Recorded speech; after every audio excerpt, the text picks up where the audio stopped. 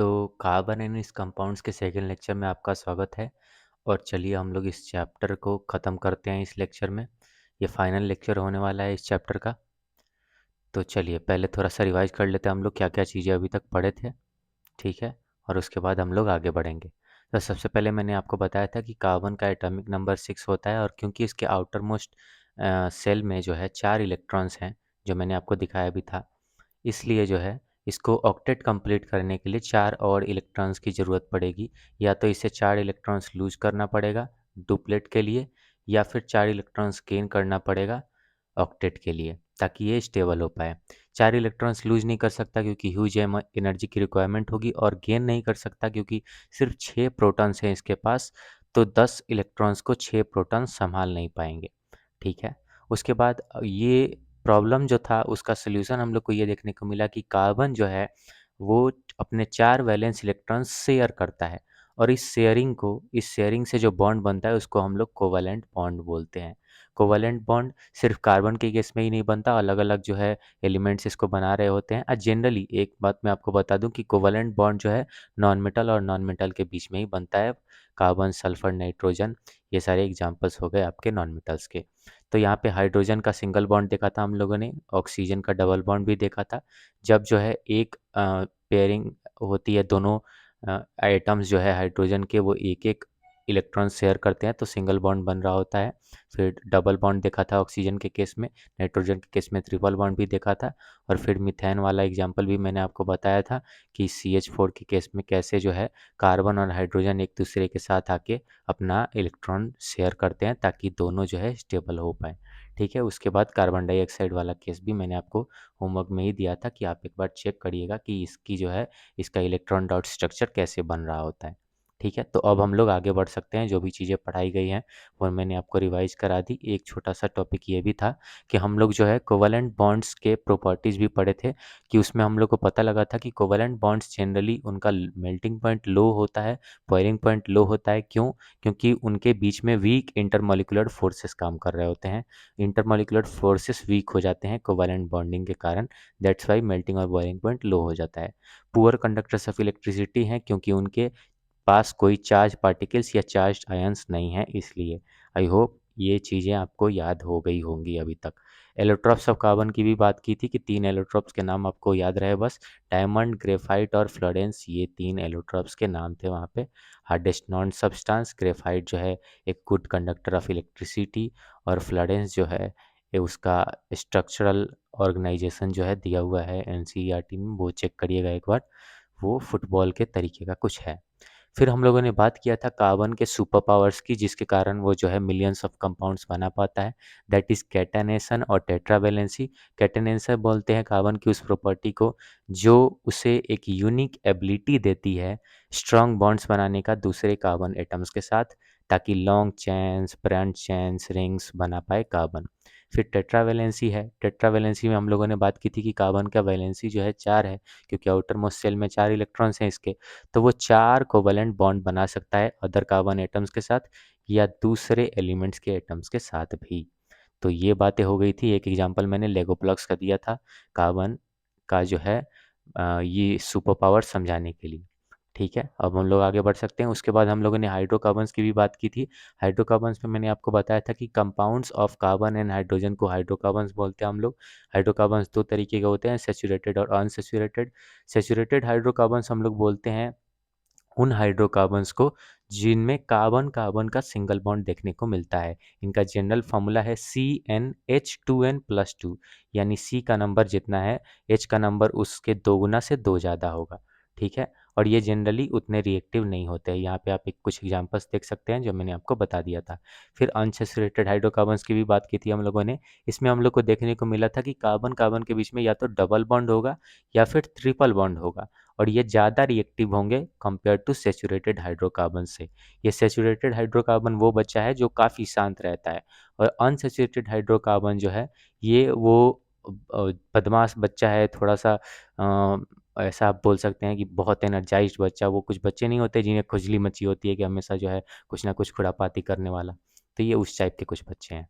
ठीक है। उसके बाद हम लोगों ने बात की थी अनसैचुरेटेड हाइड्रोकार्बन्स में एल्कीन्स और अल्काइंस की। जब कार्बन कार्बन के बीच में डबल बॉन्ड होता है तो फिर हम लोग उन्हें एल्कीन्स बोलते हैं। कार्बन कार्बन के बीच में अगर ट्रिपल बॉन्ड देखने को मिला फिर अल्काइंस बोलते हैं। यहाँ पे जनरल फार्मूला इन दोनों का है। हम लोगों ने क्या देखा था, सैचुरेटेड हाइड्रोकार्बन्स के केस में उनका जनरल फार्मूला था कि कार्बन का नंबर जो है जितना होगा उससे हाइड्रोजन का नंबर उसके दोगुना से दो ज़्यादा होगा। एल्कीन्स के केस में क्या होगा, कार्बन के नंबर से हाइड्रोजन का नंबर बस दोगुना होगा। एल्काइंस के केस में क्या होगा, कार्बन के नंबर से हाइड्रोजन का नंबर उसके दोगुना से दो कम होगा। तो ये दोनों चीज़ें भी आपको एग्जाम्पल्स में मैंने समझा दी थी। आगे बढ़ सकते हैं हम लोग। स्ट्रक्चरल वेराइटी इन हाइड्रोकार्बन्स, ये भी चीज़ें हम लोग पढ़े थे कि स्ट्रक्चरल आइसोमर्स क्या होते हैं। मैंने आपको बताया था स्ट्रक्चरल आइसोमर्स वो कंपाउंड्स हैं जिनका सेम मॉलिक्यूलर फॉर्मूला होता है बट उनके स्ट्रक्चर्स डिफरेंट होते हैं। जैसे साइक्लोहेक्सेन और की बात, सॉरी साइक्लोहेक्सेन मैंने बता दिया, जी हाँ। हाँ सॉरी, तो बात हुई थी आपके किसकी, ये था अपना ब्यूटेन, हाँ एन ब्यूटेन की बात हुई थी, C4H10।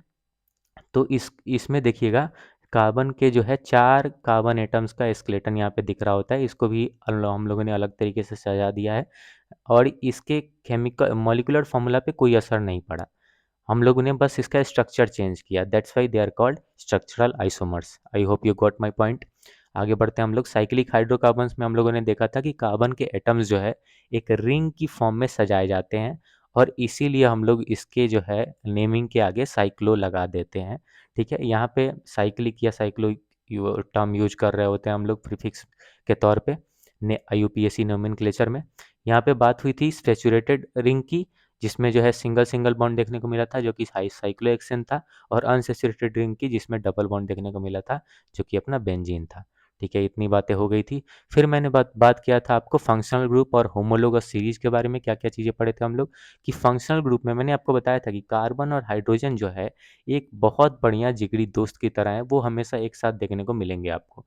लेकिन जब हाइड्रोजन के जगह पे कोई और एटम आ जाएगा, जैसे ऑक्सीजन या क्लोरीन या कोई और ग्रुप ऑफ एटम्स आ जाएंगे जैसे अपना OH ग्रुप या अपना CHO ग्रुप, अगर ऐसा कोई ग्रुप आके, अगर कोई ऐसा कोई एटम आके हाइड्रोजन को रिप्लेस कर दे और पूरे कंपाउंड की केमिकल प्रॉपर्टी डिक्टेट करने लगे, दैट मीन्स कि वो एक फंक्शनल ग्रुप है। फंक्शनल ग्रुप के कुछ एग्जांपल्स मैंने आपको बता दिए थे, halogen, alcohol, aldehyde, ketone, carboxylic acid. ठीक है, अब हम लोग आगे बढ़ सकते हैं। उसके बाद हम लोगों ने बात की थी होमोलोगस सीरीज की।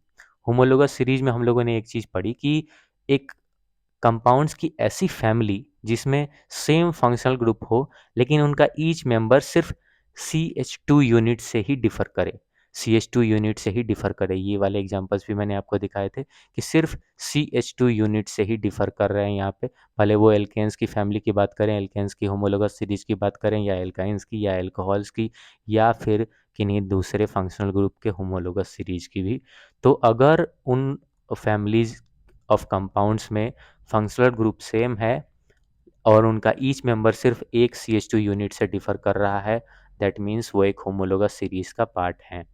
ठीक है, प्रॉपर्टीज ऑफ होमोलोगस सीरीज में हम लोगों ने बात की थी कि उनका जो है केमिकल प्रॉपर्टी, सारे मेंबर्स का केमिकल प्रॉपर्टी सेम होता है क्योंकि फंक्शनल ग्रुप सेम है।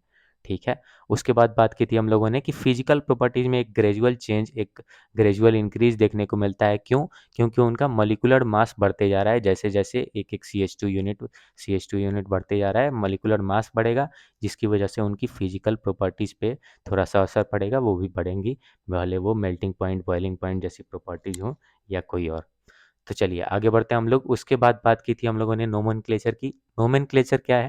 नोमेनक्लेचर में मैंने तुम्हें बताया था कि हर केमिकल कंपाउंड का जो एक नेम देने की कोशिश करते हैं हम लोग, बेसिकली उसी प्रोसेस को हम लोग नोमेनक्लेचर बोलते हैं, उसी पढ़ाई को नोमेनक्लेचर बोलते हैं।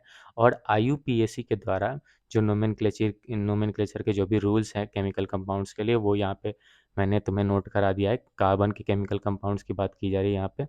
तो पहली चीज़ यहाँ पे देखने को मिलेगी तुम्हें कि कार्बन का चैन, हम लोग को किसी भी कंपाउंड में लॉन्गेस्ट कार्बन का चैन ढूंढना है और देखना है कि वो कितने कार्बन का चैन है। अगर वो 2 कार्बन का हुआ, अगर वो अगर वो 1 कार्बन का हुआ तो मिथ सामने प्रीफिक्स लगेगा, 2 कार्बन में एथ, 3 कार्बन में प्रोप, 4 कार्बन में ब्यूट, 5 कार्बन में पेंट, 6 कार्बन में हेक्स, 7 कार्बन में हेप्ट, 8 कार्बन में ऑक्ट, 9 कार्बन में नॉन और 10 कार्बन में डेक। तो ये चीज़ थी जो आपको याद रखनी होगी। फिर हम लोगों ने बात की थी कि ये लॉन्गेस्ट चेन तो हम लोगों ने फाइंड कर लिया, ठीक है। अब देखना है कि उसमें बॉन्ड टाइप कौन सा है। अच्छा, एक बात ध्यान में रखना, अगर वहाँ पे सिंगल बॉन्ड तुम्हें दिख रहा है सब में, तो वो इसका मतलब है कि वो सिंगल बॉन्ड वाला जो है पेयरिंग ही वहाँ पे है।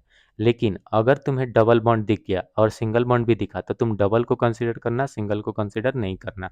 ठीक है सर, ठीक है सर। उसके बाद तुम्हें अगर ट्रिपल बॉन्ड दिख गया, तो तुम सिंगल को कंसिडर नहीं करना है, तुम्हें डबल को कंसिडर नहीं करना है, तुम्हें सिर्फ ट्रिपल बॉन्ड को ही कंसिडर करना है। That means bond type identify करने के लिए सिंगल बॉन्ड देखा, डबल बॉन्ड देखा, ट्रिपल बॉन्ड देखा, जो भी बॉन्ड टाइप वहाँ पे है वो आइडेंटिफाई कर लिया। सिंगल बॉन्ड के लिए एन लगेगा सुफिक्स के तौर पे, फिर डबल बॉन्ड के लिए इन और ट्रिपल बॉन्ड के लिए आइन। उसके बाद अब बारी आती है फंक्शनल ग्रुप आइडेंटिफाई करने की। अगर फंक्शनल ग्रुप यहाँ पे कोई भी हेलोजन फैमिली से फंक्शनल ग्रुप है, तो प्रीफिक्स के तौर पे क्लोरो या ब्रोमो आगे लग जाएगा, भले वो क्लोरीन हो या ब्रोमीन हो। और अगर वो फंक्शनल ग्रुप किसी और फैमिली से है, जैसे अल्कोहल की family, aldehyde, ketone, carboxylic acid की फैमिली, तो फिर आगे उसका सुफिक्स लग रहा होगा। अल्कोहल के केस में OL, अल्डिहाइड के केस में AL, और कीटोन के केस में ONE, और कार्बोक्सिलिक एसिड के केस में OIC एसिड। तो आई होप ये चीज़ें आपको याद होंगी। 3 कार्बन की चैन यहाँ पे है, यानी प्रोप हो जाएगा। और फिर जो है सामने OH ग्रुप लगा। अच्छा, 3 कार्बन की चैन है, सिंगल बॉन्ड होगा अगर तो एन लगेगा, और फिर OH ग्रुप है इसीलिए ऑल लग गया। 3 कार्बन की चैन है और फिर जो है सिंगल बॉन्ड ही होगा। अगर सिंगल बॉन्ड होगा तो फिर जो है COOH देख रहे हैं हम लोग, यहाँ पे फंक्शनल ग्रुप है, इसीलिए प्रोप, एन और OIC एसिड लग गया, प्रोपानोइक एसिड। आई होप यहाँ तक की सारी चीज़ें आपको अभी तक क्लियर हो। और अब हम लोग आज का टॉपिक शुरू करने वाले हैं।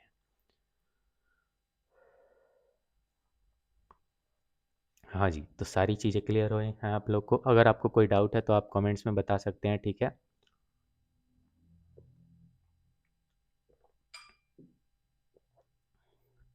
तो चलिए शुरू करते हैं। Chemical properties of carbon compounds. तो इसमें पहली प्रॉपर्टी कंबसन देखने को मिलती है हमें। आपको पहले से पता है कि अगर जो है कोई भी ऑर्गेनिक कंपाउंड, कोई भी कार्बन का कंपाउंड हम लोग बर्न करेंगे, तो हमें ऑक्सीजन के प्रेजेंस में ही उसको बर्न करना होगा।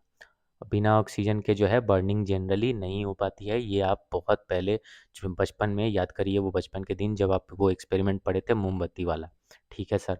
तो जो भी ऑर्गेनिक कंपाउंड्स हैं, अगर आप ऑक्सीजन के प्रेजेंस में उनको बर्न कर रहे हैं, तो जाहिर सी बात है कि कार्बन डाइऑक्साइड, वाटर, हीट और लाइट वहाँ पे प्रोडक्ट के रूप में बाहर आएगा ही आएगा। जैसे देखिए, एक कार्बन का कंपाउंड हम लोगों ने लिया है CH4। अगर CH4 को हम लोग ऑक्सीजन के प्रेजेंस में जला रहे हैं, रिएक्ट करा रहे हैं, तो फिर जो है CH2 sorry CO2, H2O, heat और लाइट बाहर आएंगे।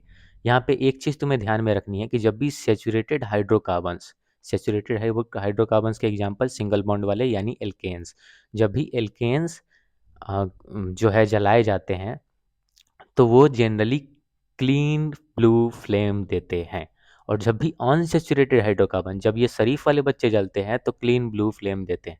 और जब भी अनसेचुरेटेड हाइड्रोकार्बन यानी वो बदमाश वाले बच्चे एल्कीन्स और अल्काइंस ये जलते हैं, तो जनरली वो येलो सूटी फ्लेम देते हैं। That is actually a sign of incomplete combustion. तो ये चीज़ ध्यान में रखनी है आपको।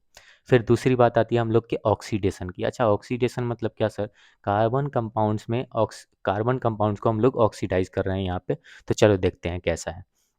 देखो, सबसे पहली चीज़, अगर हम लोग ये ऑक्सीडेशन कर रहे हैं, तो जनरली ये कंट्रोल्ड वे होता है ऑक्सीजन को ऐड करने का। जैसे क्या? जैसे एल्कोहल्स। अच्छा, एल्कोहल्स, एक मिनट। देखो यहाँ पे एल्कोहल जो है वो एक फंक्शनल ग्रुप है। और फंक्शनल ग्रुप जब अपने एक कंपाउंड्स के साथ वो एल्कोहल ऑक्सीडाइज किया जाता है कार्बोक्सिलिक एसिड के साथ, ऑक्सीडाइजिंग एजेंट्स भी कुछ रहते हैं वहाँ पे। अब देखो कैसे रिएक्शन, ये कैसे फर्दर प्रोसीड करता है, देखना यहाँ पे क्या है, CH3CH2OH यानी इथानॉल। ठीक है सर, CH3CH2OH। ये पहले तो तुम्हें ये जो है उसके फॉर्मूला ज़रूर याद होने चाहिए, भले वो इथानॉल का हो या इथानोइक एसिड का हो। तो ये दोनों बहुत इंपॉर्टेंट है बाबू, इनके फॉर्मूला ज़रूर याद रखना। तो क्या हुआ सर, इथानॉल जो है जब ऑक्सीडाइजिंग एजेंट्स के प्रेजेंस में, ऑक्सीडाइजिंग एजेंट क्या लिया था हम लोगों ने, एल्कानाइन KMnO4 उसके साथ लिया, या फिर उसकी जगह पे हम लोग ले सकते हैं एसिडिफाइड K2Cr2O7। एल्कलाइन KMnO4 का जो है पर्पल कलर होता है, ये आपको पहले से पता होगा, बहुत सारे रिएक्शंस में हम लोग पहले भी पढ़े हैं, ठीक है।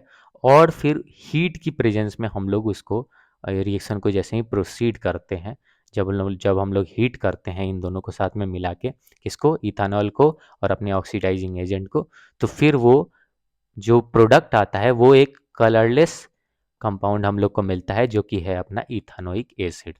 अच्छा ठीक है। अच्छा, इथानोइक एसिड में अगर हम लोग फिर से KMnO4 ऐड करेंगे तो क्या फिर उसका कलर चेंज हो जाएगा क्या? क्या वो फिर से चेंज होगा? कलरलेस से कुछ और भी बदलेगा क्या? नहीं बदलेगा, क्योंकि यहाँ पे इथानॉल का रिएक्शन KMnO4 से हो रहा था, तभी जाके ये कलरलेस कंपाउंड मिल रहा था। जनरली KMnO4 का कलर जो है पर्पल होता है, और ये पर्पल कलर डिसअपियर हो जाता है जब वो इथानॉल के साथ रिएक्ट कर रहा होता है, क्योंकि वो ऑक्सीडाइजिंग एजेंट है, और वो इथानॉल को ऑक्सीडाइज करने के चक्कर में अपना जो है कलर लूज कर देता है। ठीक है, तो यहाँ पे एक कलरलेस कंपाउंड हम लोग को मिला, इथानोइक एसिड। ठीक है सर, ये रिएक्शन भी समझ में आ गई। ये सारे रिएक्शन तुम्हें याद रखने होंगे, बाकी वह और कोई उपाय नहीं है बाबू। ठीक है, आगे बढ़ते हैं, एडिशन रिएक्शन की बात करते हैं। एडिशन रिएक्शन में क्या हो रहा है कि यहाँ पे सिर्फ अनसेचुरेटेड कार्बन के कंपाउंड्स, जो कि कौन कौन से थे अपने, डबल बॉन्ड या ट्रिपल बॉन्ड वाले, वो एडिशन रिएक्शन शो करते हैं। कैसे भाई? क्योंकि उनके एटम्स जो है, atoms are added across the double triple bonds making it a single bond. कैसे होगा ये? देखो, सिंपल सा चीज है, अगर ये 2 बॉन्ड वाले या 3 बॉन्ड वाले अनसेचुरेटेड कंपाउंड्स हैं, तो वो खुद में हाइड्रोजन ऐड कर पाएंगे अपनी एक सिंगल बॉन्ड हटा के। अच्छा ठीक है, कैसे होगा सर ये? तुम सोचो ना कि अगर यहाँ से, अगर ये ट्रिपल बॉन्ड में से एक जो है बॉन्डिंग यहाँ से हटाई, और फिर जो है एक एक हाइड्रोजन यहाँ पे लगा लिया, एक हाइड्रोजन का जो है मॉलिक्यूल यहाँ पे लगा लिया, तो फिर वो उनका एडिशन रिएक्शन कंप्लीट हो जाएगा। हाइड्रोजनेशन एडिशन में जनरली हम लोग कर क्या रहे थे, किसी बाहरी चीज़ को ले आके जोड़ रहे थे, यानी और हाइड्रोजन को हम लोग निकेल और प्लेडियम के केस के में निकेल और प्लेडियम को साथ ले आते हैं। निकेल और प्लेडियम जो है कैटलिस्ट के तौर पे रिएक्शन को आगे बढ़ाते हैं, उनके साथ ले आते हैं, तब जाके क्या होता है कि कार्बन जो है अपना ट्रिपल बॉन्ड या डबल बॉन्ड में से एक कोई बॉन्ड यहाँ पे तोड़ रहा होता है, और एक बॉन्ड तोड़ने के बाद वो हाइड्रोजन को अपने साथ ऐड कर लेता है। ठीक है, तो ये जो है केस हम लोग को देखने को मिलता है एडिशन रिएक्शन में, जो तुम्हें याद रखना होगा। इसका यूज क्या है, सारे अनसेचुरेटेड वेजिटेबल ऑयल जो है उनको सेचुरेटेड एनिमल फैट्स में कन्वर्ट करने के लिए ये रिएक्शन यूज होता है। जैसे कि डलडा पहले यूज होता था, ये अभी जो है बहुत सारी जगहों पे ये अब बैन हो चुका है। ठीक है, हेल्थ के लिए उतना जो है अच्छा नहीं पाया गया था इसे। ठीक है, तो इस रिएक्शन में क्या हुआ था हम लोग का, कार्बन जो कि अनसेचुरेटेड कार्बन के कंपाउंड जो है, वो कोई एक बॉन्ड अपना तोड़ के हाइड्रोजन को अपने साथ लेके आ रहे थे, किसके प्रेजेंस में, निकेल और प्लेडियम कैटलिस्ट के प्रेजेंस में। ठीक है सर, उसके बाद दूसरे रिएक्शन की बात करें हम लोग, तो ये है सब्स्टिट्यूशन रिएक्शन, जो तुम्हें ध्यान में रखना होगा। क्या? एडिशन रिएक्शन अनसैचुरेटेड कंपाउंड में हो रहा था, जिसमें डबल बॉन्डिंग होगी, जिसमें ट्रिपल बॉन्डिंग होगी, वही तो अपनी एक बॉन्डिंग तोड़ के हाइड्रोजन को अपने पास ले आएगा ना। तुम सोचो ना कि अगर सैचुरेटेड कंपाउंड होता यहाँ पे, वो उसके पास तो खुद ही सिंगल बॉन्ड था, तो वो हाइड्रोजन को कैसे लेके आ पाता? तो इसीलिए सैचुरेटेड कंपाउंड के केस में, एल्कीन्स के केस में एक सब्स्टिट्यूशन रिएक्शन देखने को मिलता है। अच्छा, सब्स्टिट्यूशन रिएक्शन याद करो, हम लोगों ने पहले चैप्टर में पढ़ा था, पहले या दूसरे चैप्टर में शायद, वहाँ पे हम लोगों ने क्या पढ़ा था कि सब्स्टिट्यूशन रिएक्शन में कोई एक एलिमेंट, कोई एक कंपाउंड यहाँ पे आ रहा होता है, कोई एक एटम रिप्लेस कर देता है किसी दूसरे एटम को। ठीक है, ये कैसे होगा? देखो यहाँ पे मिथेन, मिथेन जो है क्लोरीन के प्रेजेंस में, मिथेन जब क्लोरीन के साथ आता है और सनलाइट के प्रेजेंस में, वो क्या करता है कि अपना एक हाइड्रोजन बाहर निकाल दिया, और वो हाइड्रोजन के जगह पे कौन आ गया? क्लोरीन। उस हाइड्रोजन के जगह पे कौन आ गया? क्लोरीन। और एक हाइड्रोजन जो बाहर निकला, एक हाइड्रोजन जो बाहर निकला, उसके साथ एक और क्लोरीन का जो है एटम आ गया। इससे क्या बन गया? मीथेन, क्लोरीन एक साथ आए, सनलाइट के प्रेजेंस में क्या बना दिए? क्लोरोमीथेन और हाइड्रोक्लोरिक एसिड। ठीक है, ये चीज़ समझ में आ गई। सिंपल सा सब्स्टिट्यूशन रिएक्शन था। यहाँ पे क्या हो रहा है कि हाइड्रोजन के जगह पे एक क्लोरीन का एटम आ जा रहा है, और एक हाइड्रोजन बाहर निकल के Cl के साथ हाइड्रोक्लोरिक एसिड बना दे रहा है। ठीक है। अच्छा, एडिशन रिएक्शन, जैसे एक रियल लाइफ एग्जांपल देख लेते हैं हम लोग। Addition reaction is like opening a double door to let two people in, the door becomes a single one. क्या होता है कि अगर डबल डोर है तुम्हारे पास तो एक डोर तुम खोल सकते हो ताकि दो लोग अंदर आ पाए। ठीक है, ऐसा कुछ हो रहा होता है। ये थोड़ा सा अजीब सा एग्जाम्पल था, बट आई होप तुम ये चीज़ समझ पाए होगे कि एक गेट यहाँ पे खोल सकते हो क्योंकि तुम्हारे पास डबल गेट्स हैं। यहाँ पे भी एक गेट खोल सकते हो कि यहाँ पे तीन गेट्स हैं, और तब जाके हाइड्रोजन के जो है दो एटम्स को तुम वापस अपने अंदर ले आ सकते हो ताकि जो है हाइड्रोजनेशन कंप्लीट हो पाए। ठीक है। उसके बाद substitution reaction is like a full classroom, ये पहले से ही सेचुरेटेड होता है। तो अगर किसी जो है किसी क्लोरीन के एटम को तुम्हें अंदर लाना है, दैट मीन्स तुम्हें एक हाइड्रोजन को बाहर निकालना ही होगा।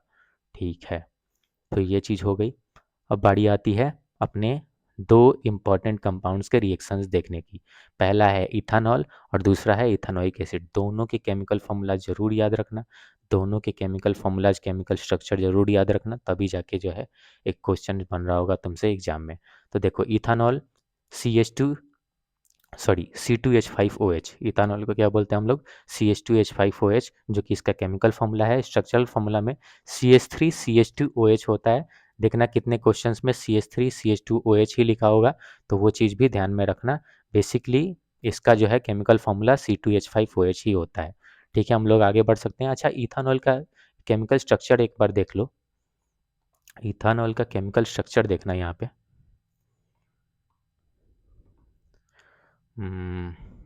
हाँ, एक मिनट। देखो, इथानॉल का केमिकल स्ट्रक्चर देखना यहाँ पे क्या हो रहा है। सी एच थ्री यहाँ पे दिख रहा है। एक मिनट, देखो ये CH3, ये CH2 और ये OH। ठीक है सर, ठीक है।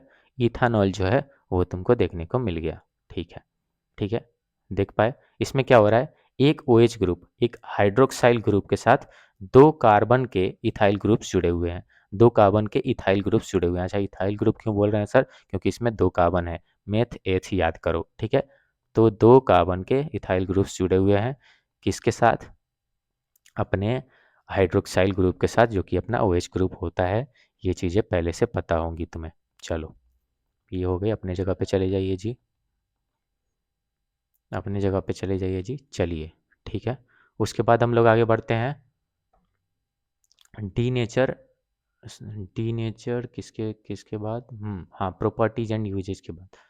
प्रॉपर्टीज एंड यूजेज के बाद तो ये पहली चीज़ हो गई इथानॉल में एल्कोहल। हाँ, इथानॉल को हम लोग क्या बोलते हैं, एल्कोहल, और ये एक एक्टिव इंग्रेडिएंट है एल्कोहलिक ड्रिंक्स में। जनरली अल्कोहलिक ड्रिंक्स में तुम लोग को जो है इथानॉल का प्रयोग देखने को मिलेगा, और ये एक बहुत बढ़िया सॉल्वेंट भी है। इसीलिए मेडिसिन्स में, टिंचर आयोडीन में, कफ सिरप्स में, बहुत सारी चीज़ों में ये गुड सॉल्वेंट की तरह यूज किया जाता है। गुड सॉल्वेंट मतलब अपने आप में बहुत सारी चीज़ें घुला लेता है ये, इसलिए भी। ठीक है, ये सोल्यूबल होता है वाटर में, और वाटर में जो है soluble in water in all proportions, मतलब तुम जितना भी लो ये वाटर में सोल्यूबल होगा। ये चीज़ें तुम्हें ध्यान में रखनी होंगी कि जो है ये एक्टिव इंग्रेडिएंट है अल्कोहलिक ड्रिंक्स में, गुड सॉल्वेंट है, वाटर में सोल्यूबल भी है। कंजम्पशन इसका हार्मफुल हो सकता है, क्यों, क्योंकि जनरली देखना शराब वराब में भी इथानॉल यूज़ किया जाता है, और अगर प्योर इथानॉल हो, अगर एब्सोल्यूट अल्कोहल हो, तो वो लीथल हो सकता है, जानलेवा हो सकता है। डीनेचर्ड अल्कोहल यानी industrial ethanol made unfit for drinking by adding poison.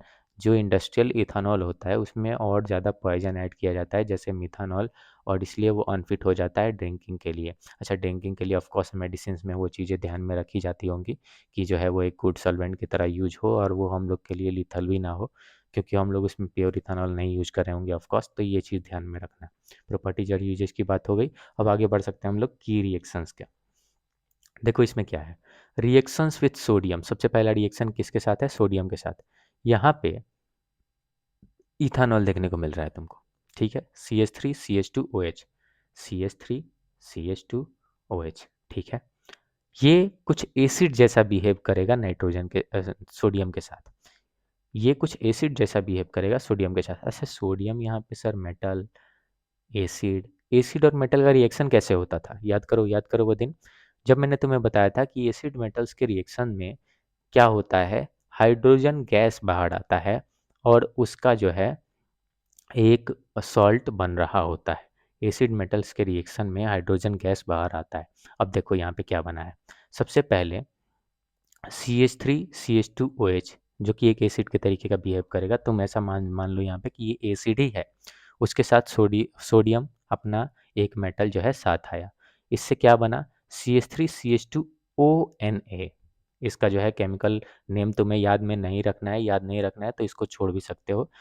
और उसके साथ कौन सा कंपाउंड बाहर आएगा, हाइड्रोजन गैस बाहर आ रहा है। ठीक है, ये बनेगा क्या, सोडियम इथॉक्साइड। ये सोडियम इथॉक्साइड और उसके साथ हाइड्रोजन गैस बाहर आएगा। तुम्हें याद ही रखना होगा बाबू, और कुछ नहीं है। हाँ, इसका नेम जरूर छोड़ सकते हो तुम, शायद नेम सिलेबस में नहीं था, एक बार चेक कर लेना। ठीक है, डिहाइड्रेशन और रिमूवल ऑफ वाटर।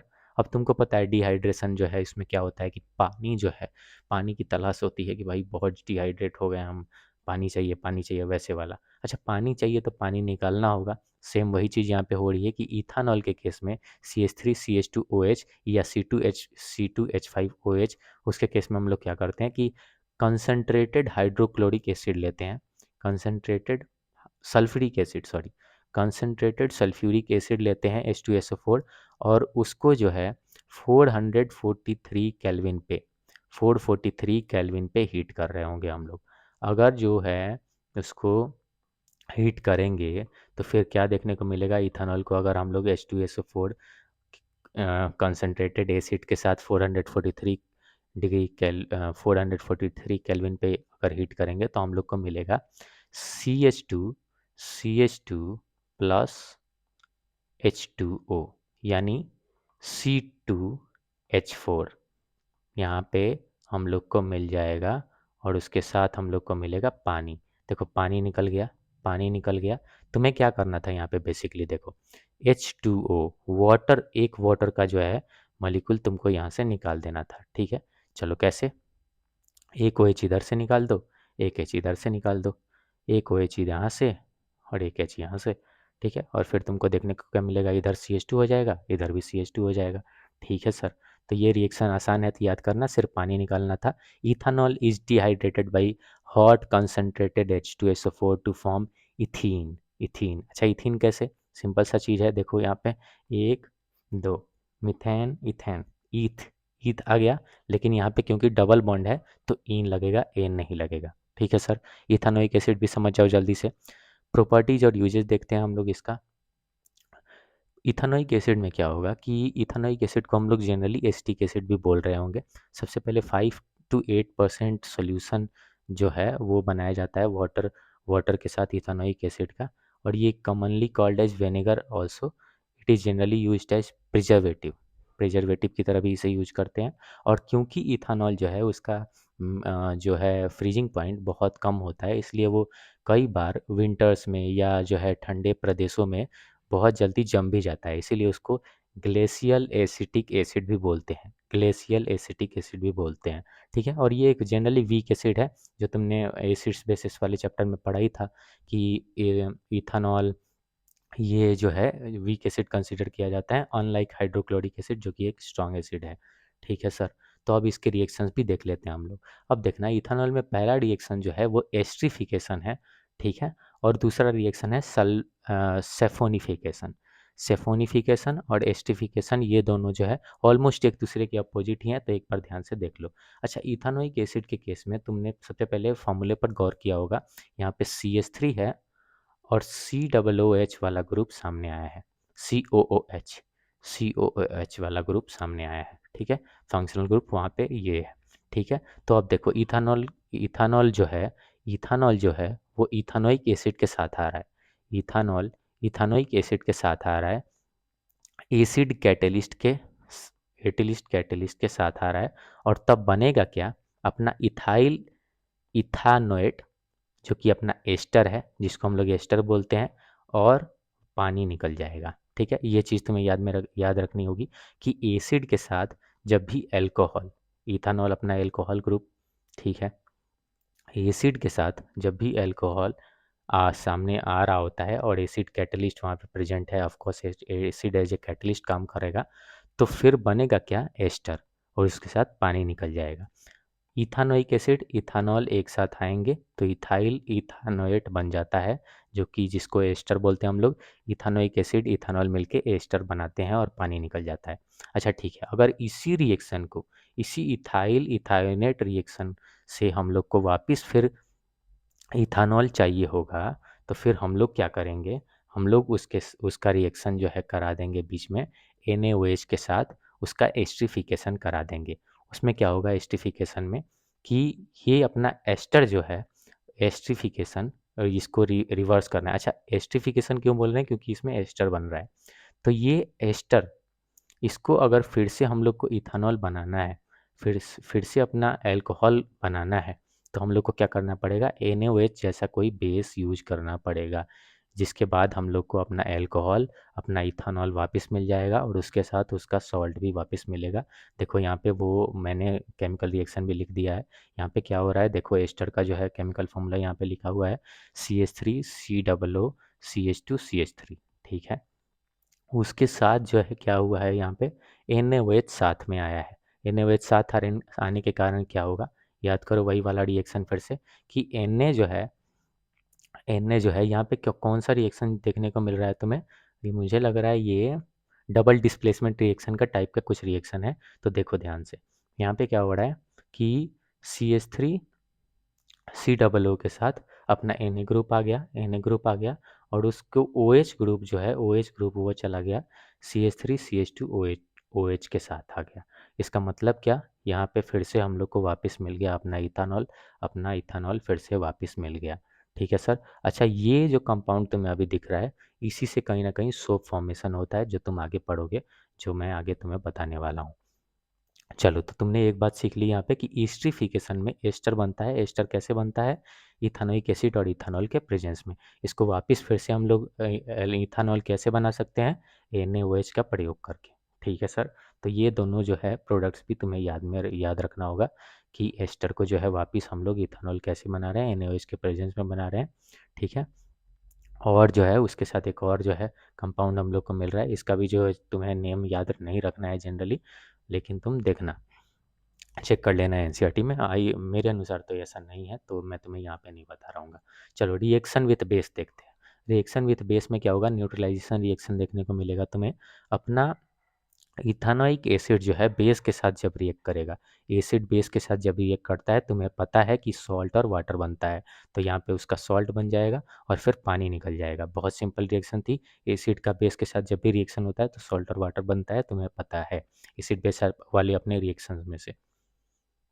ठीक है। उसके बाद है reaction with carbonates and metal carbonates और मेटल हाइड्रोजन कार्बोनेट्स के साथ इनका रिएक्शन है, तो वो भी तुम्हें पता होगा पहले से।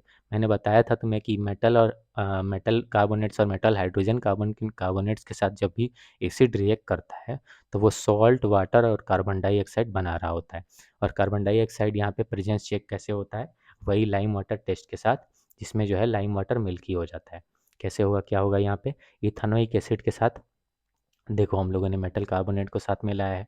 अब मेटल कार्बोनेट को साथ में लाया है, तो फिर जो है इसका सॉल्ट बन गया CH3COONA, और उसके साथ पानी और कार्बन डाइऑक्साइड बाहर आ गया। फिर वैसे ही यहाँ पे इथानोइक एसिड के साथ हम लोगों ने मेटल हाइड्रोजन कार्बोनेट को साथ लाया है, तो इससे हम लोग के पास मिल गया ये सॉल्ट, और फिर पानी और कार्बन डाइऑक्साइड बाहर आ गया। तो ये हो गया आपका पूरे सारे रिएक्शंस वाला पर्सन। तो आई होप आपको सारी चीज़ें समझ में आई हो। अब बात आती है सोप्स एंड डिटर्जेंट वाले टॉपिक की, जो हम लोग जल्दी से कंप्लीट कर लेते हैं। तो देखिए, ज़्यादातर बार आपको सारे रिएक्शंस वाली चीज़ें याद ही करनी होती हैं बाबू, तो उसमें जो है जितनी बार प्रैक्टिस करिएगा चीज़ें सॉल्व होती जाएंगी, और वो आपके लिए जो है बहुत आसान हो जाएंगी। ठीक है। एट ए मोमेंट क्या होता है हम लोग के साथ, कि प्रैक्टिस के साथ साथ वो हैबिट बन जाती है, फिर फटाक से जो है प्रोडक्ट्स हम लोग लिख पाते हैं। तो सोप्स एंड डिटर्जेंट की बात करते हैं हम लोग। देखो, सोप्स क्या हैं जनरली, सोप्स जो है सोडियम पोटासियम के सॉल्ट के लॉन्ग चैन है, कार्बोक्सिलिक एसिड लॉन्ग चैन है। यहाँ पे देखो CH3COONA, इसके साथ जो है बहुत सारे कार्बन के चैन्स देखने को मिलते हैं। ठीक है। और इसी को हम लोग सोप बोलते हैं। एक सोप मॉलिक्यूल तुम्हें यहाँ पे दिख रहा है, जिसके पास जो है बहुत सारे कार्बन का एक 15-17 कार्बन्स का चयन होता है प्रॉपर, और फिर जो है उसके साथ लगा होता है अपना सोडियम या potassium salt long chain carboxylic acid. ठीक है। अब ये सोप मॉलिक्यूल्स में दो स्ट्रक्चर्स जनरली तुमको देखने को मिलते हैं होंगे।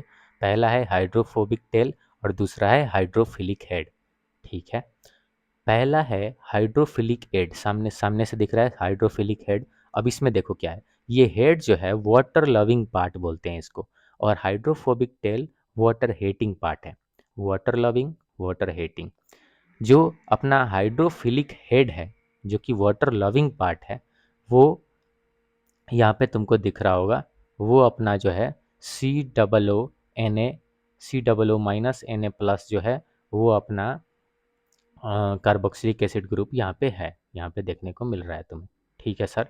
उसके बाद जब हम लोग आगे बढ़ रहे हैं, आगे बढ़ रहे हैं, तो हम लोग को देखने को मिलता है हाइड्रोफोबिक टेल, जो कि वाटर हीटिंग पार्ट है, और ये हाइड्रोकार्बन्स की चैन है। हाइड्रोकार्बन्स की चैन। अच्छा, हाइड्रोकार्बन्स क्यों? क्योंकि कार्बन जब भी चैन बना रहा होगा तो उसको अपनी जो है स्टेबिलिटी मेंटेन करने के लिए हाइड्रोजन को साथ में लाना होगा। दैट मीन्स वो हाइड्रोकार्बन बन जाएगा, और फिर वो एक लॉन्ग चैन साथ आता है किसके? अपने COO Na के साथ आता है। ठीक है सर। ये सोप मॉलिक्यूल बन गया। उसके बाद जो है क्लीनिंग एक्शन देखते हैं हम लोग सोप का। आखिर में सोप बनता है तो तुम्हें ध्यान होगा जरूर कि सोप ज़्यादातर बार यूज किया जाता है ऑयल्स को, डॉट्स को, गंदगी को या तेलनुमा चीज़ों को बाहर निकालने के लिए। जैसे तुम ऐसे फेस वॉश भी यूज करते हो या हाथ साबुन से भी धोते हो, तो वही चीज़ें कर रहे होते हो तुम। तो इसमें क्या होता है देखना, ये जो हाइड्रोफोबिक टेल है, क्योंकि ये वाटर से हेट करता है, तो ये हाइड्रोफोबिक टेल वाटर से दूर भागने के चक्कर में घुस जाता है अपने डर्ट में, डर्ट में जाके घुस जाता है। ठीक है सर। और जो हाइड्रोफिलिक हेड है, जो कि वाटर से प्यार करने वाला पार्ट है, अरे प्यार सर, ठीक है ठीक है। तो क्योंकि ये hydrophilic head water loving part है, तो ये बाहर रहता है, वाटर की तरफ अपना मुंह घुमाए रहता है। हाँ जी, क्योंकि प्यार उधर ही है तो मुंह घुमाएगा भी उधर ही। ठीक है। तो ये देखो यहाँ पे ऑयल का ड्रॉपलेट जो है, उसमें बहुत सारे हाइड्रोफोबिक टेल्स आके घुस गए हैं, अटैच हो गए हैं। ठीक है। और जितना भी हाइड्रोफिलिक हेड है वो बाहर देखने को मिल रहा है। दैट मीन्स यहाँ पे क्या होगा कि ये एक स्फेरिकल क्लस्टर बन जाएगा, जिसको हम लोग मिसेल बोलते हैं। मिसेल फॉर्मेशन यहाँ पे देखने को मिल गया तुम्हें। अच्छा, ये वाला डायग्राम जरूर याद रखना, ये बहुत बार बनाने को मिलता है जो है मिसेल फॉर्मेशन के क्वेश्चन में।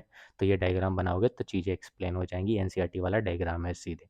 ठीक है। तो अब यहाँ पे हुआ क्या क्या देखो, हाइड्रोफिलिक हेड क्योंकि वाटर लविंग पार्ट था तो ये पानी के पास जाने लगा, पानी की तरफ मुंह कर लिया। और हाइड्रोफोबिक टेल क्योंकि ये वाटर हेडिंग पार्ट था, तो ये जाके डॉट में घुस गया। और इसकी वजह से जब ये अब क्योंकि ये मिसेल फॉर्मेशन हो गया है, क्योंकि ये पूरा स्ट्रक्चर बन गया है, तो जैसे ही पानी अब और ज़्यादा आ रहा होता है तो फिर जो है साथ साथ इसको बाहर ले जाता है। ठीक है। पानी के साथ साथ ये पूरा डॉट भी बाहर आ जाता है। तो चलो अब बात आती है सोप इन हार्ड वाटर की। अच्छा, हार्ड वाटर में क्या केस होता है? हार्ड वाटर में जनरली कैल्शियम और मैग्नीशियम सॉल्ट्स होते हैं। तो सोप जब भी इन सॉल्ट्स के साथ रिएक्ट करता है तो वो एक इनसॉल्यूबल कर्डी प्रिसिपिटेट बना देता है, जिसको हम लोग स्कम बोलते हैं। This waste soap and making cleansing difficult. अब क्योंकि स्कम बन गया, क्योंकि स्कम बन गया, इसकी वजह से क्या होगा कि सॉल्ट जो है वो सही से काम नहीं कर पाएगा। सोप जो है, सॉरी, सोप जो है वो सही से काम नहीं कर पाएगा। क्यों भाई? क्योंकि हार्ड वाटर में क्या होता है, कैल्शियम और मैग्नीशियम सॉल्ट्स। तो ये बात ध्यान में रखनी होगी कि हार्ड वाटर के साथ सोप जनरली काम क्यों नहीं करता है, क्योंकि उसमें उनमें जो है कैल्शियम और मैग्नीशियम सॉल्ट होता है, जो कि सोप को काम करने में बाधा उत्पन्न करता है। वो एक कर्डी प्रिसिपिटेट बना देते हैं, जिसको स्कम बोलते हैं हम लोग। इसीलिए सोप जो है बर्बाद होता है, फिर जो है मुश्किल हो जाती है सफाई करना। इसका उपाय क्या था हम लोग के पास? डिटर्जेंट। डिटर्जेंट। अच्छा, डिटर्जेंट्स क्या है sir? Sodium salts of long chain sulphonic और अल्युमिनियम सॉल्ट्स। ये जो है सल्फोनिक और अल्युमिनियम सॉल्ट्स के सोडियम सॉल्ट्स हैं। ठीक है। कैसे? देखो, लॉन्ग चेन सल्फोनिक एसिड और एल्युमिनियम सॉल्ट्स यहाँ पे वो स्कम फॉर्मेशन नहीं करते हैं। किसके साथ? कैल्शियम और मैग्नीशियम के साथ। अच्छा, यहाँ पे स्कम बन जा रहा था, इसीलिए तो सोप बढ़िया से जो है सफाई नहीं कर पा रहा था। तो यहाँ पे स्कम बनेगा ही नहीं, यहाँ पे डिटर्जेंट जो है स्कम बनाएंगे ही नहीं। ठीक है। डिटर्जेंट यहाँ पे स्कम बनाएंगे ही नहीं, दैट मीन्स डिटर्जेंट काम कर पाएगा सॉफ्ट वाटर में भी और हार्ड वाटर में भी, सॉफ्ट वाटर में भी और हार्ड वाटर में भी। सॉफ्ट वाटर में पहले सोप काम कर ही रहा था, हार्ड वाटर में काम नहीं कर पा रहा था क्योंकि उसमें कैल्शियम और मैग्नीशियम साल्ट्स मिल रहे थे। अब डिटर्जेंट जो है सॉफ्ट वाटर में भी काम करेगा, हार्ड वाटर में भी काम करेगा, क्योंकि वो स्कम फॉर्मेशन नहीं करेगा, क्योंकि वो स्कम फॉर्मेशन नहीं करेगा। ठीक है, तो ये चीज़ हो गई। एक आहा मोमेंट देख लेते हैं हम लोग। सोप मॉलिक्यूल को आप एक स्पाई की तरह समझ सकते हैं। स्पाई मतलब क्या, कि वो अपने टेल से, tail is the spy, generally वो क्या करता है कि इनेमी के हेडक्वार्टर में टेल घुस जाता है। इनेमी के हेडक्वार्टर में टेल घुस गया, ठीक है, टेल घुस गया।